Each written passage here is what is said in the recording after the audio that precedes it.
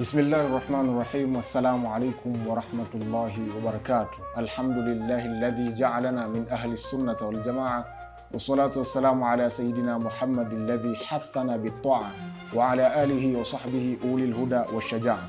Langu jina naitwa Ustadh Maalim Ibn Umar. Leo tupo ndani ya Ramadhani ya 5. Mwenyezi Mungu Subhanahu wa Ta'ala anatuelekeza na kutuambia kwamba zipo amali ambazo mtu akizifanya yapo matendo ambayo mtu akiyafanya hupunguza zile akaunti yake ile ya mambo ya khairat. Yani yapo mambo ambayo ukiyafanya ndani ya mwezi huu wa Ramadhani na hata nje ya mwezi wa Ramadhani, ukiyafanya mambo hayo ukienda nayo kinyume, basi ile akaunti yako ya zile thawabu basi hupungua.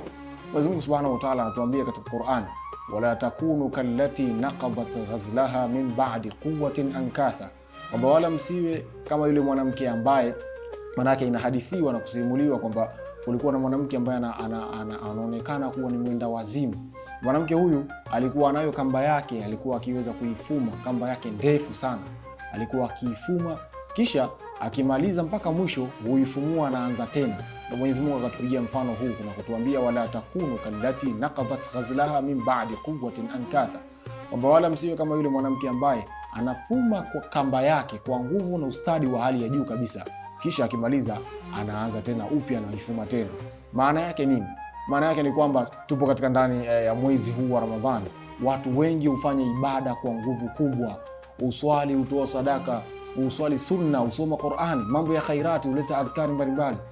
Yote hayo unaweza ukayaharibu, ukayaporomosha kwa kukosa zile thawabu, kwa kufanya jambo dogo tu ambalo pengine jambo hilo halimpendezi Mwenyezi Mungu wala halimridhishi. Kwa hivyo tunatakiwa tujichunge sana katika mwezi huu wa Ramadhani, ili amali zetu zisije zikaporomoka tukawa kama yule mwanamke ambaye Mwenyezi Mungu Subhanahu wa Ta'ala ametupigia mfano. Lakini watu wengi uhurika, udanganyika na kuwa yeye kwa sababu anaswali swala 5 tena kwa jamaa, anatoa sadaka, anaswali sunna, anasoma Qur'ani, yote hayo uhurika nayo kwa kuona kwamba mimi kweli ninaweza kuingia motoni au ninaweza kukosa thawabu kwa kufanya yote haya. Lakini kumbuka Bwana Mtume Muhammad sallallahu alaihi wasallam anasema, la a'lamanna aqwaman min ummati ya'tuna yawmal qiyamah bil hasanat. Bwana Mtume anatuambia anawafahamu watu katika umati wake watakuja siku ile ya kiyama bil hasanat, na mema, wanaswali, wanafunga, tena wanatoa sadaka, wameenda umra, hija, lakini fayaj'aluha Allahu haba'an manthura. Yote hayo waliyoyafanya Mwenyezi Mungu atayajalia ni kama vumbi tulilopeperushwa na upepo. Kwa nini? Kwa sababu zipo amali ambazo walikuwa wakizifanya zikawa zinaporomosha zile amali zao zote walizokuwa wakifanya. Kwa hivyo katika mwezi huu wa Ramadhani tujichunge, ndugu yangu, mimi na wewe, ili tusiwe kama yule mwanamke ambaye Mwenyezi Mungu amempigia mfano katika Qur'an. Wabillahi tawfiq wa hadha, assalamu alaikum wa rahmatullahi wa barakatuh.